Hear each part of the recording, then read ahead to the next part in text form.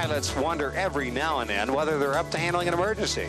Well, if you stay calm and follow the procedures you've learned, I can assure you, you can handle any emergency very well. The most important thing to remember in any emergency is always fly the airplane. Now, the emergency that seems to worry pilots the most is an in-flight engine failure. So let's talk about that first. Now, I can simulate an engine failure by slowly pulling back on the throttle. Now, a good way to make sure that you do things in the right order during an engine-out emergency is remember the mnemonic ABC. Now, the first item of your ABCs for engine failure is A for airspeed. So you want to set the attitude to get you the best airspeed for a glide of about 65 knots. And if you remember, that attitude is having the bottom of the wings just about level with the horizon. Next is B for best field. And the first thing you want to do is head for the area where a successful landing might be possible. For instance, if we're about to fly over a big city, well, we might want to turn around and fly over farmland. And if we're about to fly over the mountains, we'd want to turn back to flat land. And everything else being equal, you'd like to head into the wind because you'd like to make your landing into the wind. Now, the last letter C is for cockpit checks, or the flow procedure. And you begin doing your cockpit check while you're looking for a landing site. Now, the procedure starts on the floor and moves across the panel, so we'll start on the floor and make sure that we have the fuel selector valve set to both. Push in on the fuel shutoff knob, push in on the mixture control, turn on the auxiliary boost pump, and make sure your magnetos are set to both. After you've done your flow procedure, starting at the floor, moving up to the panel and across to the left, well, then it's time to refocus your attention outside the aircraft. Do you have the right attitude for a glide speed of about 65 knots? You can glance down at the airspeed indicator and verify that, and trim for the speed if you haven't done so already. Now, at this point, you should have your landing field picked out. And by the way, don't overlook any airports that you might be able to make. You'd feel awful silly if you overflew an airport to land in a field.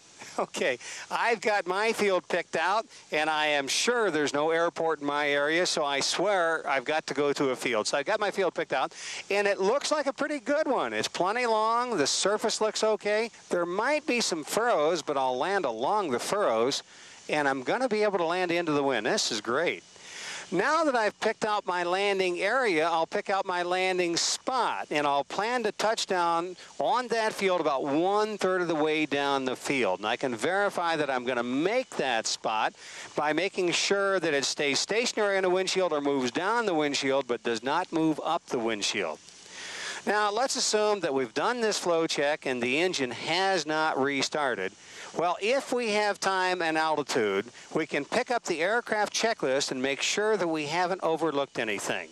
Now, we should have already done all the memory items that are in boldface, but let's recheck and make sure we didn't skip anything. It says airspeed 65 knots, fuel shutoff valve on, fuel selector valve both, auxiliary fuel pump switch on, mixture rich, we've done all of those. And the last item on the checklist is ignition switch both. Now, what we can do is check to see if the switch might have failed. And we can do that by switching to right mag individually, then left mag individually. It didn't make any difference, so I'll go back to both. Apparently our problem was not the switch. Now, we don't need to go to the start position because the engine's already windmilling, so that wouldn't do us any good. And now you've finished the checklist. Now, once you've picked your landing site and you're heading towards it, try not to change your mind. It is far better to land under control at a less than ideal site than to lose control of the aircraft trying to go to a, quote, better landing site. Now, we've found our landing site. We're headed towards it, so let's make a radio call and let someone know that we're having a problem and that we're going to land off an airport. This might help us get rescued a little quicker. And since we've been not talking to anybody, let's use the emergency frequency of 121.5. Let's also put in the emergency code in our transponder, which is 7700.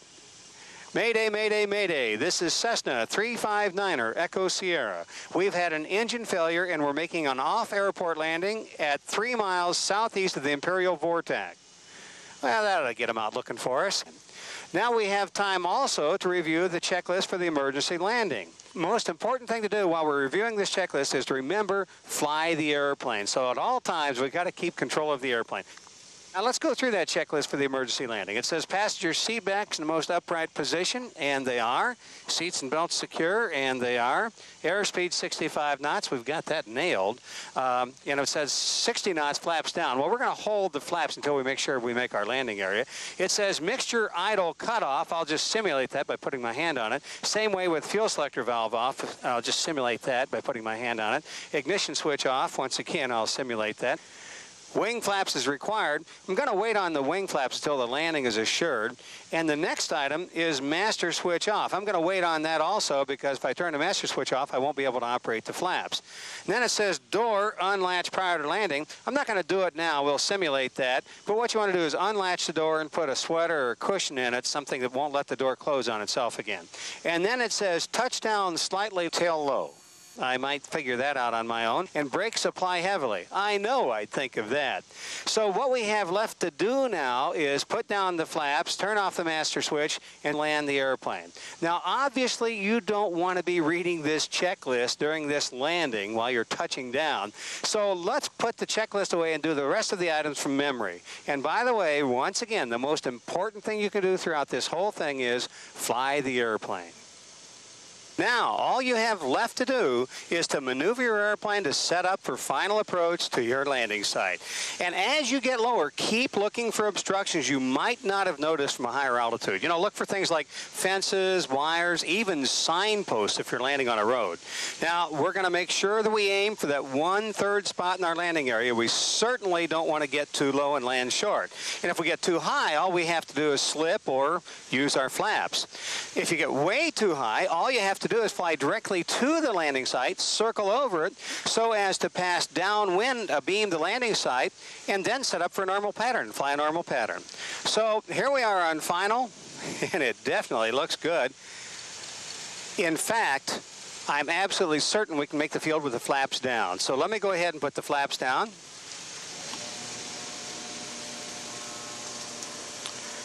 And then when the flaps are down, I turn off my master switch. And this is neat. We have got it made. But you know what? Let's not go any lower than this. Let's go around.